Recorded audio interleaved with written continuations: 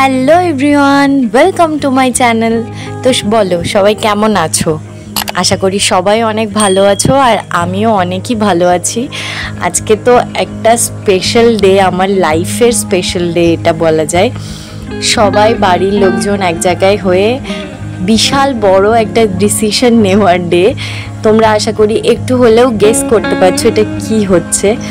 হ্যাঁ, আজকে আমার বিয়ের ডেটের ফাইনাল কথাবার্তা চলছে যে কবে কি ডেট ফেলা হবে, কি প্রবলেম না প্রবলেম। আর তার সাথে বাবানদের বাড়ি থেকে এই ফার্স্ট টাইম আমাদের বাড়িতে সবাই এলো, যার কারণে মা একটা ছোটোখাটো খাবার দাবারের আয়োজন করেছিল দুপুরবেলার। তারা খাওয়া দাওয়া করে দেন তারা ফিরে যাবে। তো এই দেখো সব অ্যারেঞ্জমেন্ট চলছে খাবার দাবারের। এখানে বৌমনি বেগুনি ভাজছে গরম গরম। তো আজকের দিনটা যে কিভাবে কেটে গেল সব কিছু, মানে ভাবাই যায় না, এত তাড়াতাড়ি সব কিছু হয়ে গেল।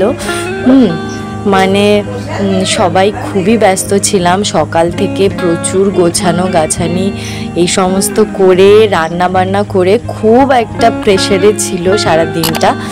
তো যাই হোক, তারপরে অ্যাট লাস্ট আমাদের ডেটটা ফাইনাল হলো যে কবে হবে।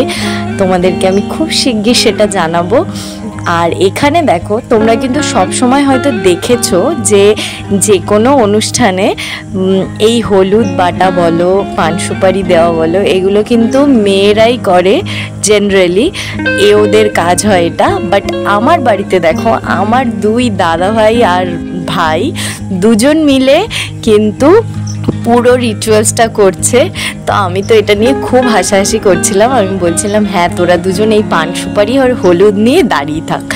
যাই হোক, এটা হলো। তারপর এই যে হলুদ ছোঁয়ানোর যে রিচুয়ালসটা ডেটটা ফাইনাল হওয়ার পরে সেটা স্টার্ট হলো। আর তারপর তো বৌমনি কি শুরু করলো, মানে সবাইকে জবরদস্তি একদম মানে পাগলের মতো হলুদ মাখামাখি করেছে। মানে মনে হচ্ছে যেন আজকেই বিয়ের গায়ে হলুদ চলছে।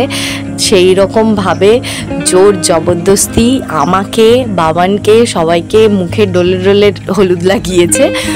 তো যাই হোক, এইভাবে আজকের দিনটা তো ভীষণ ভালো কাটলো। আমি তো খুব খুব খুব খুশি।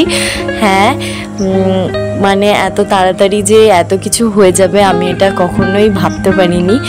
যাই হোক, সেগুলো সবই কমপ্লিট হলো আর খুব ভালোভাবে হয়েছে, এটা একটা প্লাস পয়েন্ট। কোনো রকম অসুবিধা হয়নি। তবে হ্যাঁ, টেনশনের ব্যাপারটা এটাই যে আমাদের যে ডেটটা ফাইনাল হয়েছে সেটা হলো বর্ষাকালের মধ্যে, আর যেটা একদমই মানে আমাদের কারোরই ইচ্ছে ছিল না ওই ডেটটা করার। বিশেষ করে বাবানের তো একদমই ইচ্ছে ছিল না।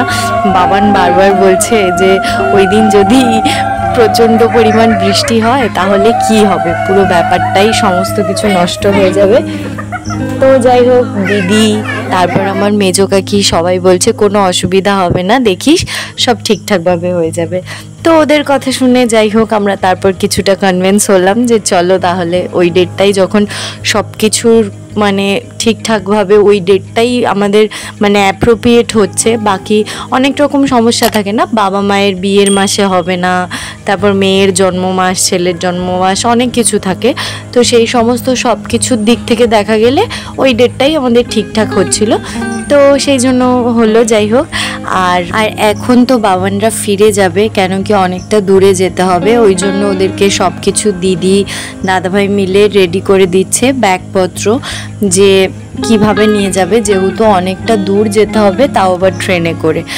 আর আমার যে মামুনি মানে শাশুড়ি মা, উনি আবার ট্রেনে চড়তে পারে না, খুবই অসুবিধা হয়। সেই জন্য আরও বেশি করে টেনশনের বিষয় যে কিভাবে যাবে না যাবে। আর এখানে দেখো আমাকে টাকা দেবে বলে আমার পেছন পেছন ঘুরছে। হ্যাঁ, যে নাকি সেই মনে হচ্ছে উনি মেয়ে দেখতে এসছে, সেই জন্য মেয়েকে টাকা দিয়ে যাবে। যাই হোক, আমি নিতে চাইছিলাম না, কিন্তু মা দিদি সবাই বলল যে না, এটাও একটা রিচুয়ালসের মধ্যে পড়ে, ওনাকে অপমান করা উচিত না, উনি যখন দিচ্ছে তাহলে নেই। আর এখান থেকেই বড়দের আশীর্বাদ নিয়ে নতুন জীবনের চলার জার্নিটা স্টার্ট হলো। সেই জন্য প্রত্যেককার আশীর্বাদ খুব প্রয়োজন, আর সঙ্গে তোমাদের ভালোবাসা আশীর্বাদও আমার খুব প্রয়োজন। তোমরা অবশ্যই অবশ্যই আমাকে ভালোবেসো আর আমাকে অনেক অনেক আশীর্বাদ করো যেন নতুন জীবনটা আমি খুব ভালো করে কাটাতে পারি। তো চলো আজকের মতো এখানেই শেষ করছি ভিডিওটা।